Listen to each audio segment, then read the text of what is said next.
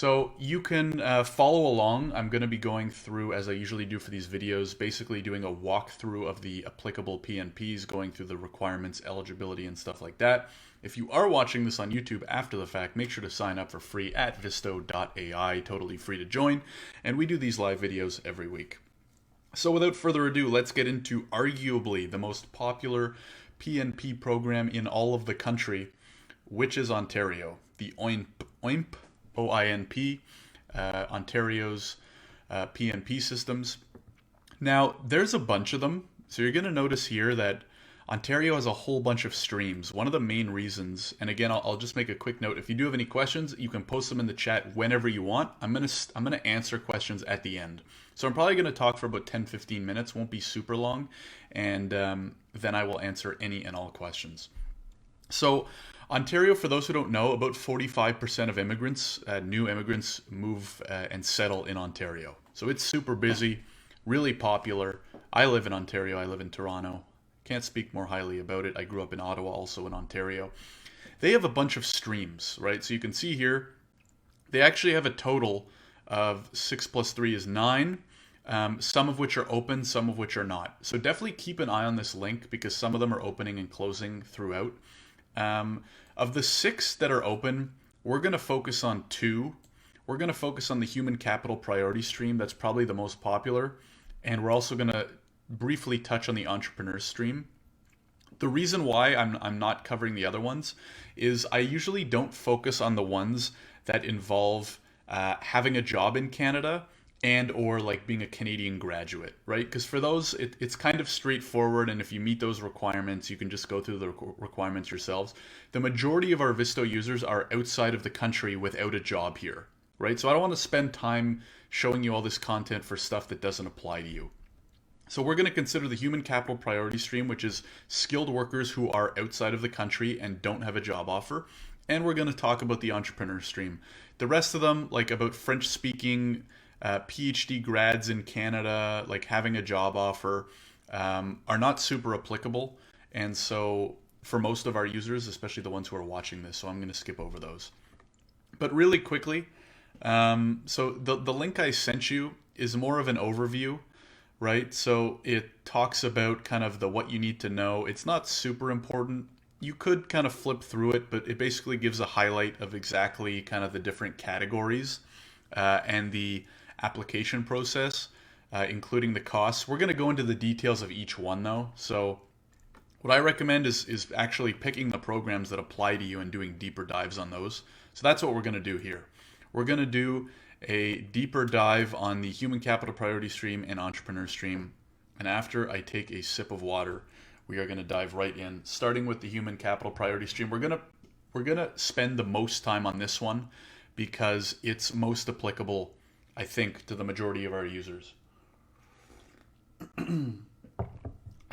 Okay, let's dive in, folks. Really quick one-sentence summary is this is for people that are either living in Canada or living abroad that are skilled workers that may be eligible, right? And so what do you do? The first thing I noticed on this page is they talk about the February 13th draw, and I'm not even 100% sure if this is the last one they did. We can look into that after this, but they will highlight who they've been sponsoring and specifically what NOC codes, because you're going to see in a minute, it's very broad in terms of who is eligible. So you'll see on their February 13th draw, it was for those between 467 and 471 with work experience in these NOC codes. So obviously it's a good sign if you fall under those NOC codes. You still have a chance if you're outside of those NOC codes, as we're going to get to in just a second. But keeping an eye on this page is probably a good idea to see what the trends are. Now, long story short is the human capital priority stream requires you to be eligible through Express Entry and already have a profile. Then what happens is they go in and they nominate you, right? So as some of you may know, especially because we focus on Express Entry here, you have to do a few things, such as do a language exam and get an ECA, especially if you're abroad, and then you can create your Express Entry profile. If you want a chance through the human capital priority stream, you need to have submitted your profile. And then what they do is the government of Ontario looks through the pool for people that may be eligible and sends you an invitation to apply. All right, so here are the basics, but you can see here, create your Express Entry profile in the system, make sure you meet the requirements, and then understand the application process. So we'll start a little bit backwards, but basically if you get invited to apply, you have 45 days to apply. You have to apply through the Ontario e-filing portal. So Ontario basically has their own Express Entry portal. Like if any of you have actually created your profile through Express Entry or gotten an ITA, it's actually very similar. So basically you'll get an invitation to apply. You set up your account on the OINP e-filing portal. You take about 3 hours, complete your application. It's all done online. You submit it online, and then it's $1,500 to apply. So it is noticeably expensive, especially when compared to a lot of the other PNP programs. But Ontario is very popular, so they can probably that's probably not deterring many people. And then have your supporting documents ready so that you can actually submit them. The great thing about the human capital priority stream, and I know this because I did one for a client about 6 months ago, is the majority of the supporting documents are almost identical to the Express Entry supporting documentation. So if you do get invited to apply, it's not like you have to get all these documents that you're never going to use again. Most of the supporting documents you will then need for Express Entry anyways, which is great. Now, then they go into details on what you need to do in terms of Express Entry. So it says, and again, this is all stuff we tell you to do anyways in the Visto portal, right? You have to take a language test, get an ECA if you need one, figure out your NOC code, qualify under either the Federal Skilled Worker Program or the Canadian Experience class. And then it says here, this basically says what I told you a few minutes ago, right? So they look through the pool to find candidates who meet their criteria, and then they send you a notification of interest, and then you have 45 days to apply. And keep in mind that not everyone who's eligible will receive a notification of interest. We'll look into this, review the details of each search conducted in the Express Entry pool. So here is, oh, perfect. So these are the most recent draws. This is exactly what I wanted to review with everybody. Let's save this till once we finish the requirements, and then we'll review who they've been inviting recently. But basically the mandatory requirements are as follows. So work experience is basically you have to be eligible for FSW or CEC, right? The two skilled worker Express Entry programs. So as a quick refresher, again, this is all in the Visto portal. You need 1 year of full-time work experience, continuous and paid in a NOC O, A, or B role. So it's pretty broad in terms of the NOC requirements, but we'll check in a second on who they specifically like to target. Your work experience has to be within the last 5 years. I'm going to leave this up to you guys because for the most part, it's just in line with Express Entry, right? So if you're eligible for FSW or CEC, this probably applies to you. I don't want to go into too much detail, especially because it's all in the Visto portal. So it breaks up the work experience as required under FSW, under CEC, almost identical pretty much from Express Entry. Education. You need at least the equivalent of a Canadian bachelor's, master's, or PhD. So again, if yours is from outside of Canada, you need an ECA, and then it gives you all the details on how to get that here, which is, again, all in the Visto portal. Language, you need a CLB 7 or higher. That should be straightforward because we know that that's the requirement for Express Entry anyways for those two programs. Settlement funds, again, this is direct from the CEC website. So you need to prove settlement funds here. It even sends you to the Canadian immigration website. So it's the same thing there. Intention to live in Ontario. So this is where it's a little bit separate from just regular Express Entry. So you have to show that you would intend to live in Ontario after you've been approved. And there's a few ways you can do that.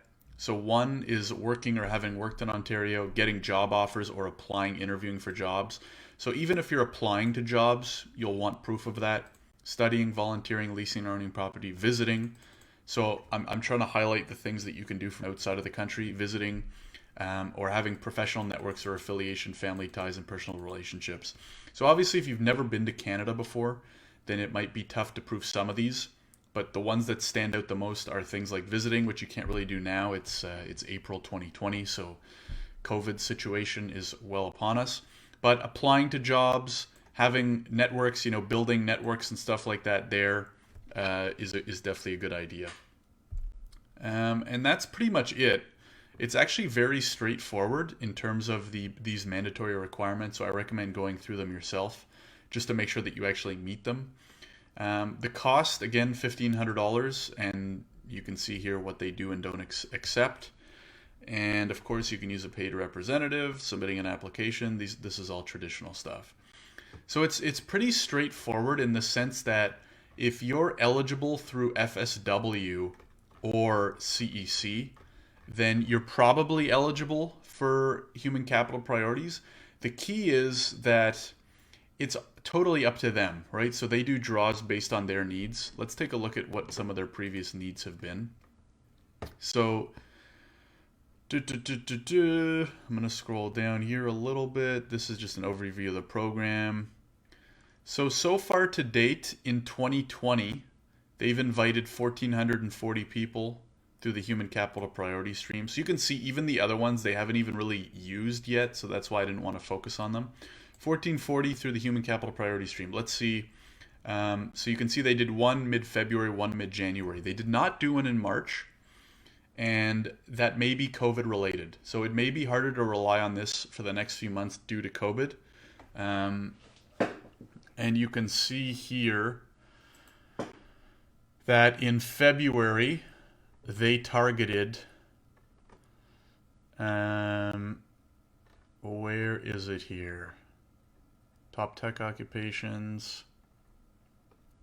I'm trying to see if they list it by NOC code. I don't know.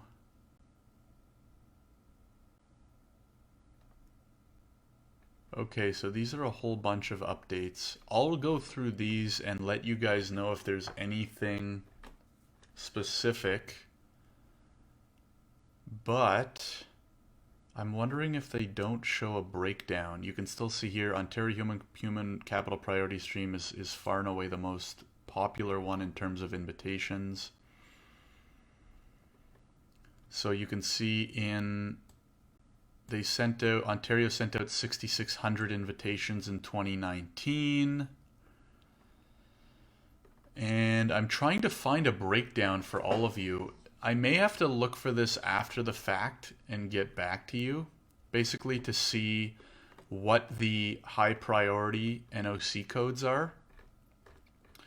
So I'll keep an eye out, and then they did do a breakdown. So in February, and then in January was a tech draw. So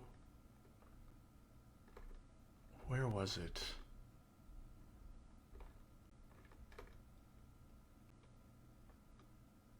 This was from 2019. Okay, so let's do the ones that were targeted so far in 2020 were these. So on the main page here, so 0111. So as you can see here, it's a lot of stuff related to finance, other professional things related to consulting, nurses, sales managers, advertising, and marketing. So that's what they targeted in February. And then you'll see here in January, they invited 954 through the tech draw. And we have a video on the tech draw as well. But long story short is a tech draw is basically a branch of the human capital priority stream, but focusing on these codes.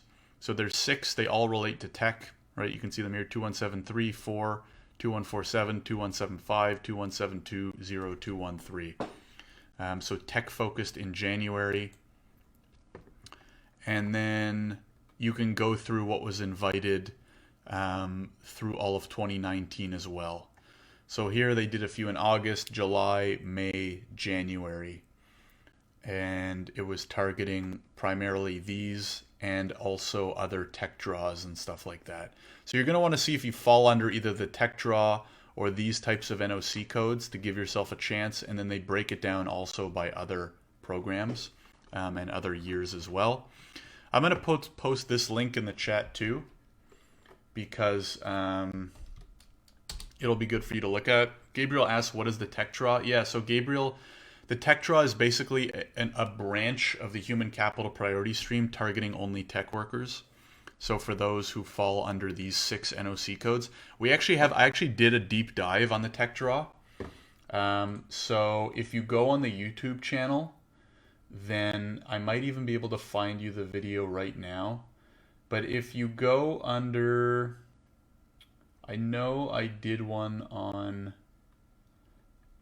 oh, here it is, Ontario Tech Draw PNPs. So I'm gonna upload a link also to this video directly, because a few months ago I did a video on the tech draw. So if you want to learn more about that, head to this YouTube link there. All right, so that's it for the human capital priority stream. Pretty straightforward. I'm going to quickly go over the entrepreneur stream. And basically this is, I mean, it's sort of self-explanatory, but it is for entrepreneurs. So this, instead of getting invited to apply, you have to register an expression of interest by email. So you send them an email and then determine if you're invited to apply. This is more targeted at high net worth individuals looking to start or buy a business. So you'll see here under the requirements, business experience, at least 24 months of full-time business experience in the last 60 months. Must be as a business owner or senior manager. Net worth, there's a requirement. So if it's within the GTA, or your proposed business is within the GTA, you need a net worth of 800,000. If it's outside, it's 400,000. Personal investment amounts are required. So this is actually very similar to the Manitoba investor stream, and similar to most investor streams by province, right? So you need a net worth, a minimum net worth. You need to be able to invest a certain amount. Active involvement and management in the business, capital investment, job creation, certain things like this. So again, I'm not going to do a deep dive here. Then there's general business requirements, so the business purpose. Make sure it meets the federal and Ontario legal requirements. Permanent business in Ontario. And then there's some ineligible types, so you want to make sure you don't fall under those. I'll leave this up to you, because very few of our Visto users are considering the investor path. If you do have more questions about it, feel free to reach out or do a deep dive on this page. But that's it for now. I'm going to end the chat here. I really just wanted to focus primarily on the human capital priority stream, because that's got the most potential if you're outside of the country.